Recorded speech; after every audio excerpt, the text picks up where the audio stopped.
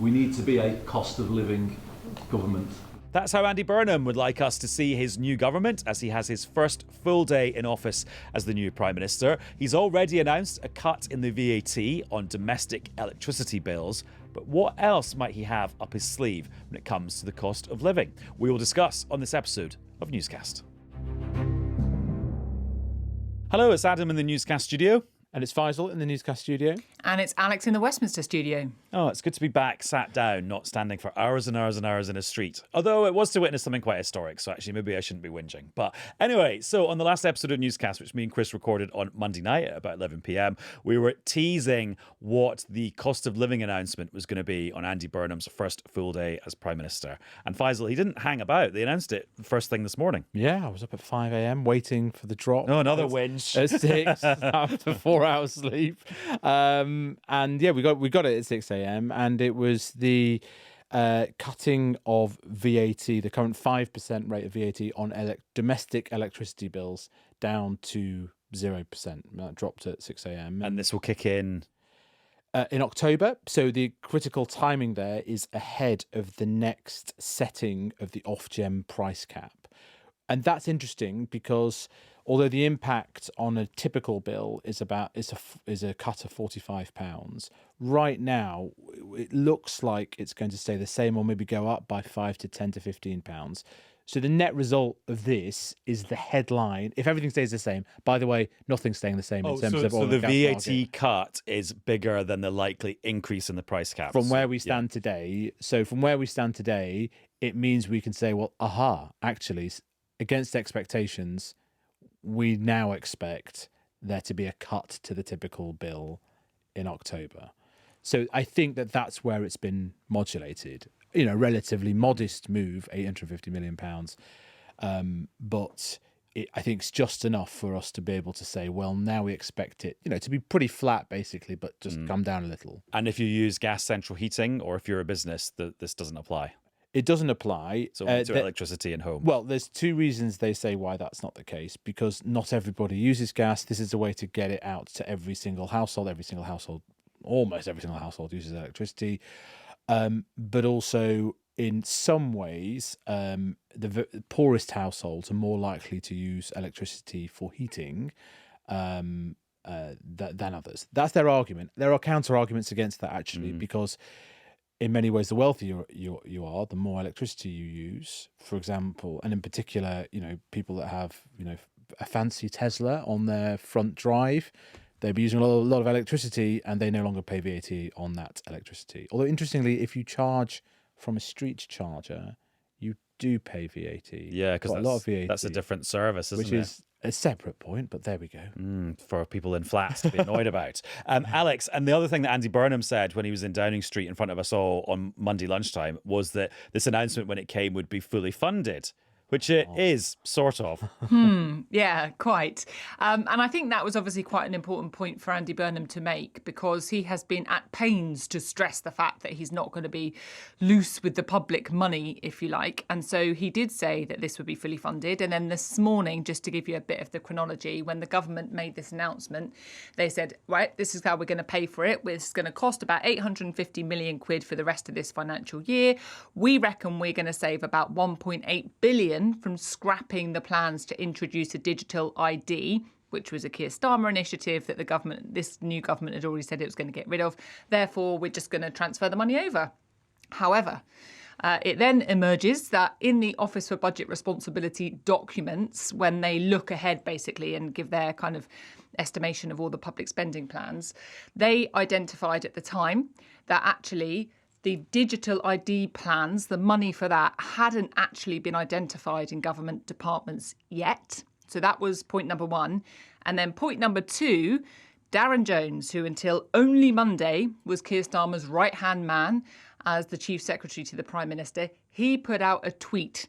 And the tweet that he put out suggested that the digital ID plans were, in fact, unfunded, and therefore the government would have to come up with some money for this new VAT cut policy. A bit of a zinger of a tweet from Darren Jones very early this morning. And what's hilarious about that is that Darren Jones's previous tweet was a picture of him enjoying a beer after he'd been fired or not invited to be part of the new government, saying radio silence till September. Yeah, thank you and good night. See you in September. Picture of him sat in a pub with a pint of something that looked pretty refreshing, although I can't identify what it is.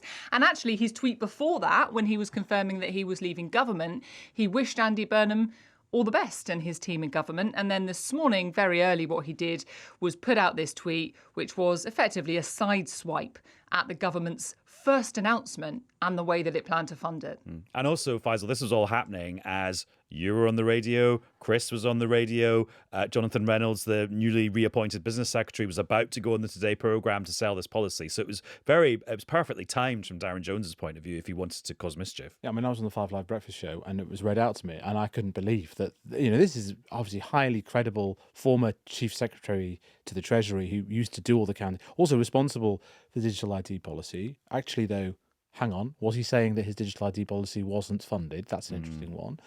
Well, the money hadn't been found for it yet, but the process of finding the money was probably happening. Yeah. Now, I think if we take a step back, like what was this government trying to achieve here? I think the signal they're sending was actually this was quite a modest policy. I mentioned £45. We mentioned 850 million. One shouldn't sniff at that, but it's lower than $1 billion in terms of a big fiscal giveaway. It's not huge. You can find these sorts of sums over the course of a year.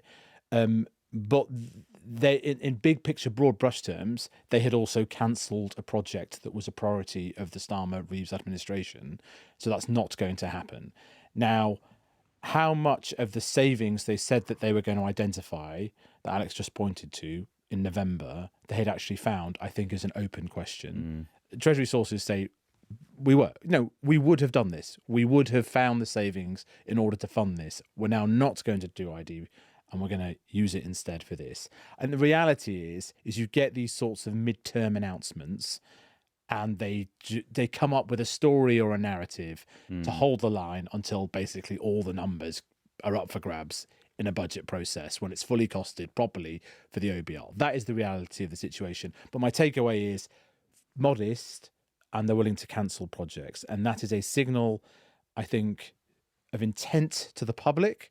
And we saw some footage, which we'll talk about later at Cabinet, about a cost of living government, Andy Burnham said, but also a signal to the markets that, okay, we know that the extent of this stuff has got to be this relatively is not modest. a Liz Truss-style energy bailout for every home. And we are willing to cancel significant priorities in order to fund it. I think that is but no doubt, I mean, of all the people to pop up, and it's a gift to the opposition, and it's not what you wouldn't want to be scrapping with your former chief secretary to the Prime Minister and the Treasury on your first full day. I wonder what he was going to have to drink tonight. Right, talking of the Cabinet, here's how Andy Burnham addressed his new colleagues from his new seat in Downing Street. We need to be a cost of living government, and getting that cost of living down and looking at all possible ways of doing that. I talked yesterday outside in Downing Street about bringing back hope, and that's got to be us, isn't it? We've got to do that. We can do that, and we've made a start today. We made the announcement about removing VAT from household electricity bills. It's not everything, but it shows our determination to do something about people's living standards. Yeah, Alex, what did we make of the choreography around the Cabinet table? I quite like the fact that Shabana Mahmood, Ed Miliband and John Healey were sat next to each other on the same side of the table. All three people who were mooted as chancellors or ended up being chancellor. Yeah, similarly in the way that the choreography of them walking up Downing Street on Monday seemed to be quite carefully planned as well, with the kind of Shabana Mahmood and Ed Miliband rumoured to be vying for the Chancellor job, walked up together with their arms around each other. And it was a little bit echoes of that around the Cabinet table. Lucy Powell sat next to the Prime Minister, as we know, somebody that has been a key ally of Andy Burnham's for some time and now landed the job job of Education Secretary as well as being the Deputy Leader of the Labour Party, which is why she had the seat that she did. I mean, it kind of was, as you expect, lots of smiling faces, a big round of applause for Andy Burnham as he took his seat there. There was a lot of chat from him about the kind of team that he'd gathered. But I think in terms of the substance, beyond what you'd expect around this sort of fairly buoyant mood that emerged from the cabinet, it was this focus on the cost of living and this talk that Andy Burnham was giving to them about the need for reprioritisation. And as Faisal was saying, this whole thing about VAT on domestic electricity bills, it's meant to be a symbol of what this government is all about, which is making decisions to move money from one thing to focus on the cost of living. That's the signal they want to get out today. And that's exactly the message that Andy Burnham had for the cabinet at the top. And if you read between the lines of what he was saying there, he was effectively saying, I'm going to need you all to make some tough choices in your departments so that we can focus more money, to put it bluntly, on trying to make things a little bit better for people. And I think, in the room today, that appeared to be fairly well received, as you would expect.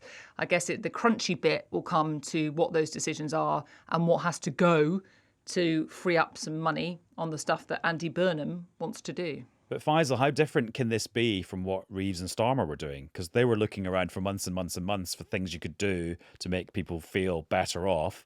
And they ended up with the big summer savings things on cutting on the VAT on children's activities like theme parks and soft play. And we talked about soft play areas a lot on Newscast in that period. Is there much else in the cupboard? Well, the main tram lines are the same because Andy Burnham... Another little B network reference there. Well, yeah, no.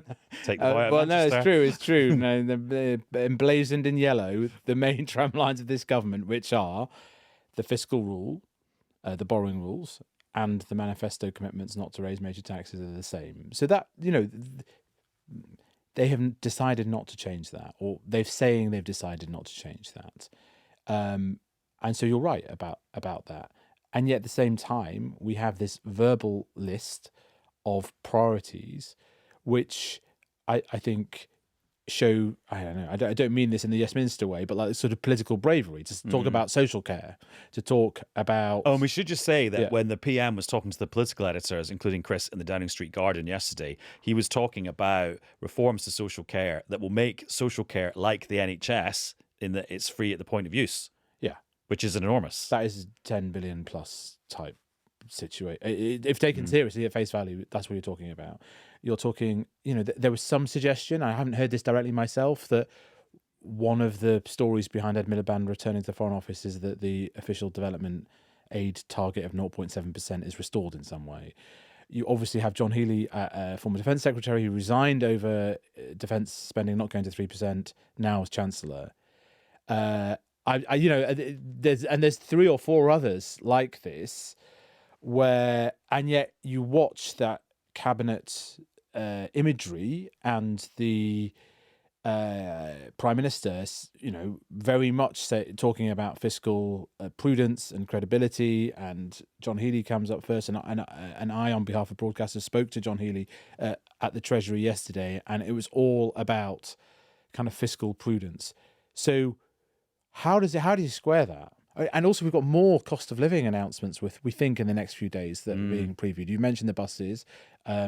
Potentially bringing back the £2 bus cap everywhere. That's which is an interesting one in terms of devolution and decentralisation. Literally, he chose to do that as Manchester Mayor when it was stopped elsewhere. And now does he sort of impose it on everyone else? Yeah.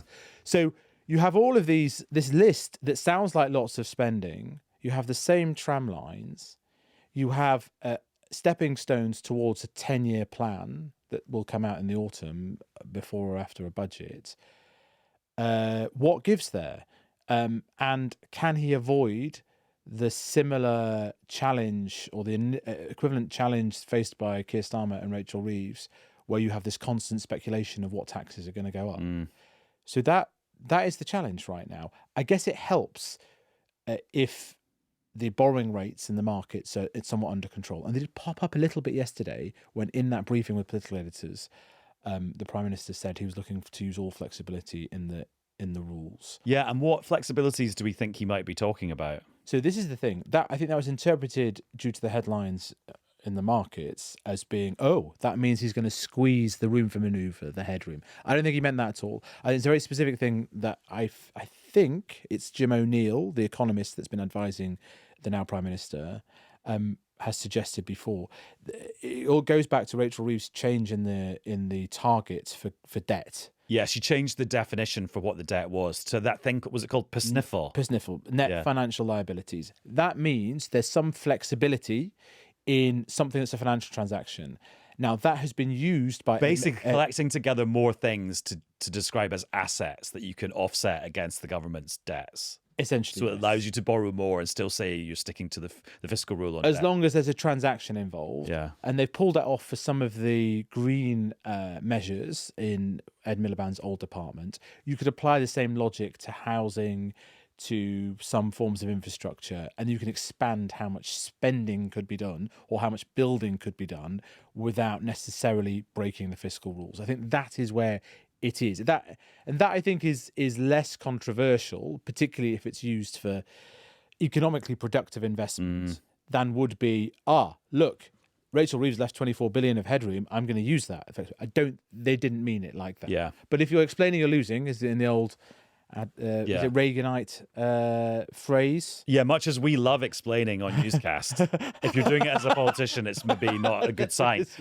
Alex, I'm just thinking quite often, though, when there's a new Prime Minister comes in, I mean, classically, it's because they've just won an election. And then you have a lot of wise political voices saying, do you know what? This would be your moment to say the books are worse than I thought they were, and now I've been able to look into them. Maybe we are going to have to break some manifesto pledges on tax and put taxes up because the world has changed. The situation's worse than we thought when we were campaigning in poetry and now we're governing in prose, to use another old American political cliche.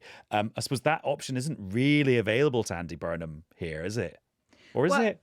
Well, I mean, I guess the option is always available. I mean, there's nothing in law that says the government can't break its manifesto pledges, because we know that previous governments frequently have broken their manifesto pledges. But I think politically it's pretty difficult for Andy Burnham on a few fronts. Firstly, I think he looked at what Keir Starmer did when he took office, and Keir Starmer himself was acknowledged that it was a mistake to be quite so doom and gloomy around the way things were, and including the public finances, in his initial weeks and months in office. And I think Andy Burnham is quite deliberately trying to avoid that and inject a little bit more kind of optimism and hope. That's even the language that Andy Burnham is using. So I think that's kind of the first thing. So that would just make it difficult to make the argument about, oh my goodness, everything is terrible, when you're trying to say, I've got a plan, I've got solutions, and I'm hopeful for the future. The second thing about this is that Andy Burnham has given some indications on where he is on tax. Not many, because we know that, he hasn't done like a billion interviews in between the point of being elected Makerfield MP and taking office on Monday. But what he has signalled is that he's looking for, and this comes back to the point about the briefing he gave to journalists in the Garden of Downing Street on Monday, flexibility within the manifesto pledges and the fiscal rules. And I think that is much more likely to be where he's focusing his attention. So he's already signalled some stuff on taxation around maybe shifting the kind of taxes that businesses pay, so that high street businesses, including pubs, pay a bit less, and then kind of big retailers with warehouses out of town pay a bit more. That was an early indication of something he might consider. He has spoken again on Monday about this idea about the personal threshold for income tax. So basically the personal allowance, the point at which you start paying income tax. He said he wants to look at it, though he recognised it would be really difficult and expensive, let's be honest, to change that. And then there's other stuff, like when he spoke to Gary Lineker and he didn't entirely rule out the possibility of some sort of wealth tax. Now, I think that doesn't necessarily mean an annual wealth tax in the way that some people advocate, but perhaps it's something about looking again at where the assets are taxed versus income. I mean, this is all the speculation that has been out there in the ether, and I just instinctively think that might be more the space that Andy Burnham is in, not least because, not from Labour MPs and not from Andy Burnham himself, he says he has got the legitimacy to lead because we live in a parliamentary democracy. But of course, he's already facing calls from some of the opposition parties saying, where is your mandate? So if he came then in and really diverted from the Labour manifesto, it might amplify those calls a little more, possibly. And Faisal, just to go back to John Healey's, I was going to call it a surprise appointment. But it was only a brief moment of surprise because it then sort of instantly made political sense for why it happened. And he sort of visually settled into the role of Chancellor really quite quickly. I mean, you were there in the Treasury, weren't you, as he walked in? Yes. It was a surprise because some of the reporting was wrong. I mean, and it was Wouldn't be the first. It was pretty. I mean, you can't.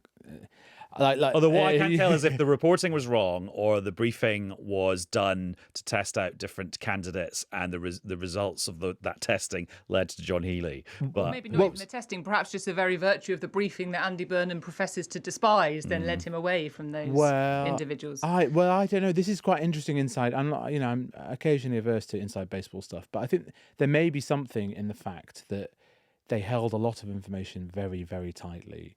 And it may be that nobody really knew. Here's what it's interesting. This I think that people were told that Ed Miliband hadn't got it, and then maybe 2 and 2 were added together a bit too quickly on what that necessarily meant. Because you're absolutely right. When we saw John Healey go into Downing Street, and then I thought, because he was the first big name. I mean, of course. Former Treasury Minister for 5 years. Not just that. And he did big things like setting up HMRC for Gordon Brown and like big projects like that. Yeah, and an absolute nerd on regional policy, right? He used to write nerdy documents on regionalism with Ed Balls before he was in favour of building lots of social housing as well. All that sort of stuff. And so you can see it. And I did see. I did the pool interview on behalf of broadcasters in the sort of rotunda where they shot. Skyfall? Was it Skyfall? I think so, yeah. Good. Yeah. He just came in through the door. He didn't rappel down. But no, he was clearly delighted to be Chancellor, but very keen to communicate all of that stuff about being fiscally credible. I did ask the question, obviously, that everyone wants to ask about the 3% defence target. There has been an assumption I've seen out in Westminster that because he's been appointed to that, then necessarily what he resigned over a month ago, which was getting the 3% defence as a proportion of GDP by 2030, that is therefore obviously going to happen. Well, I put that to him, and he didn't bite. Now, I mean, he wouldn't have been. Why? He wouldn't have made such a massive physical giveaway. But I noted some creation of space for potentially that not actually happening. I've just checked. It was actually Spectre that's filmed in that circular courtyard in the Treasury called the Rotunda. And in Skyfall, it's Whitehall in general. Because there's that big chase scene in Whitehall. Right. Then they go into the tube. Right. And in Spectre, he's walking through the Treasury courtyard with Miss Moneypenny. But like I'm the test for me, and when I was thinking about Wes Streeting versus Shabana Mahmood, and I was wondering, Ed Miliband, I should say, versus Wes Streeting was taken out of the Chancellor runnings a few weeks back. But Wes Streeting versus Shabana, I was thinking one of the tests for me isn't just about economic hinterland, but it's also about can you get the tough stuff that we think is going to come, for example, on NEETs, so youth unemployment support and potential eligibility for mental health payments and disability Or maybe payments. not even letting under 25s access lots of that stuff. All that sort of stuff. What is going to come out of the Milburn Review, which Andy Burnham and team have fully backed, that could raise some questions. And that's due in the autumn, and that's around budget time as well. Yes. So this budget is shaping up to be enormous. And which Chancellor can get that past the Labour backbenchers? And also on that note, the other thing about John Healey is that his appointment will not alienate any particular wing of the Labour Party in the way that other appointments might have, because he is famously not an MP who has, kind of really belonged to any particular faction. And therefore, in the appointment of somebody else, there might have been some grumpy Labour backbenchers who thought you've got a chancellor that doesn't necessarily align with their perspective. You don't have that in the same way with the appointment of John Healey. And Alex, we've got a new acronym that we're going to have to get used to, and I'm not sure how to pronounce it. Hopefully you get this reference when I say it. OPIMCA. Oh, yeah, I do. Is that it? Is that what we're going to go for? No one's going to call it OPIMCA. I'm just trying to... Is this the office of the Prime Minister and the Cabinet? Yeah. Okay. OPIMCA. OPMC. Yeah, that's quite good. I can't. Well, let's just coin the phrase. I'll see you outside OPIMCA Everyone's going to be on it soon, Adam. I'm with you. Yeah, I mean, this is actually quite a fundamental shift, and I don't want to get too tied up in the kind of inner workings of the structures of government, but they do kind of matter. So what's happening is there's two things really. So the first thing is we've had a little bit more information about the role of Number 10 North, so the Number 10 that Andy Burnham is going to create in Manchester. And secondly, we've had this information about this new Office of the Prime Minister and the Cabinet.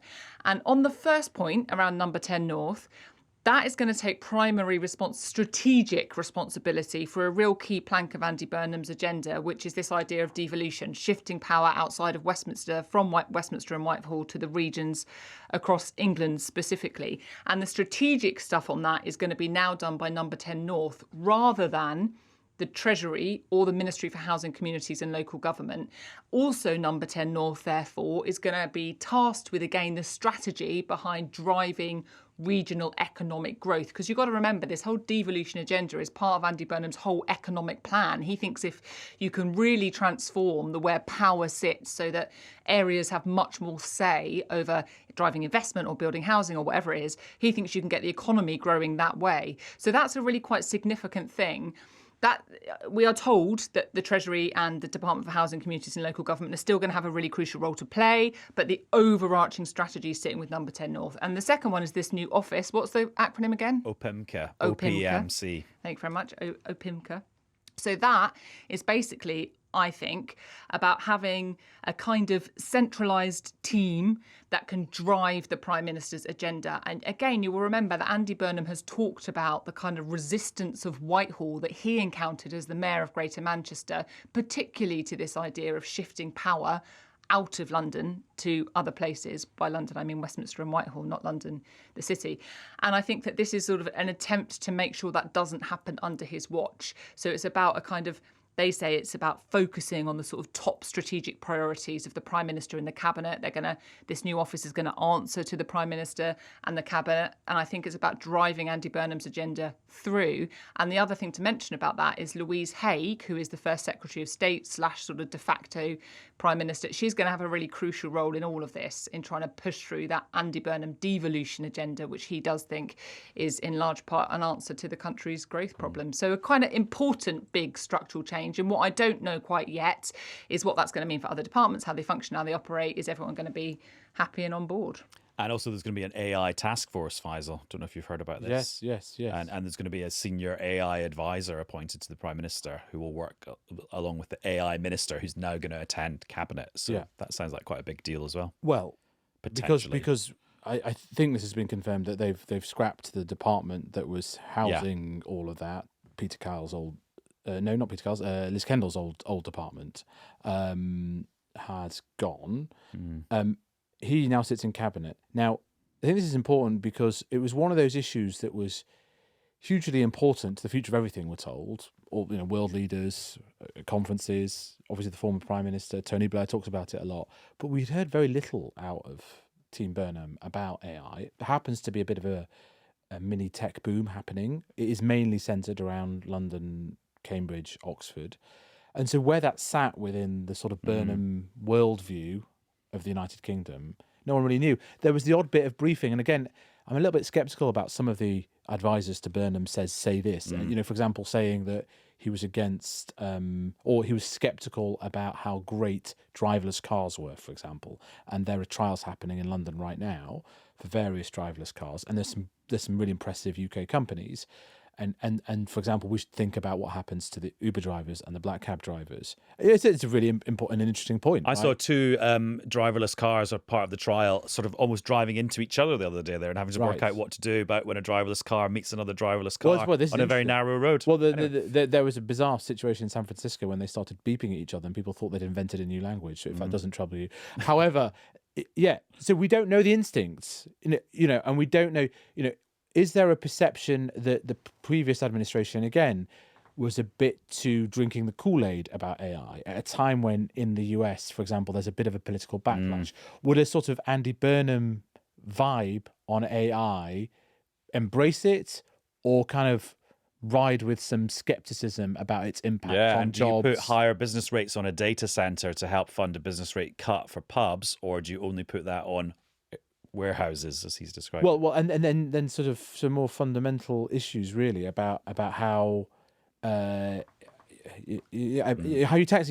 Rishi Sunak was saying, was it really sensible to increase the cost of jobs, of labour, of hourly labour, at a time when AI is showing itself as substitutable. There's a big competition to Labour, particularly for young people. Right, you two have got to go. But Alex, just before we do, Faisal and I found ourselves at the first night of the proms on Friday. Oh, which is lucky you very two. fancy. It was really nice. But Faisal, just explain to Alex what happened at the end of the concert. Oh, surprise. right. For the encore, the surprise was they came on and they played beautiful orchestral rendition of Wonderwall. Which we all sang along. We all sang along. Yeah, and everyone got their phone torches out. But you know what? Do we know interesting? if it was a tribute to Andy Burnham Well, and Manchesterism? this is what I was going to say. I was then speaking to a seasoned Labour person who happened to also be at the concert afterwards, and they came up to me and they said, say on Newscast that was the first prom of the Andy Burnham era. And so I am fulfilling my duty to my source. And I thought, actually, they've got a point. I think it was more of a tribute. I think it was more a tribute to England than the World Cup, but it certainly matched the vibe, especially if you were an organisation that wanted to win support from the Prime Minister. Yeah, savvy move. Right, you two have got much more reporting to do. So Faisal, thank you very much. Thank you. And Alex, goodbye to you too. Goodbye.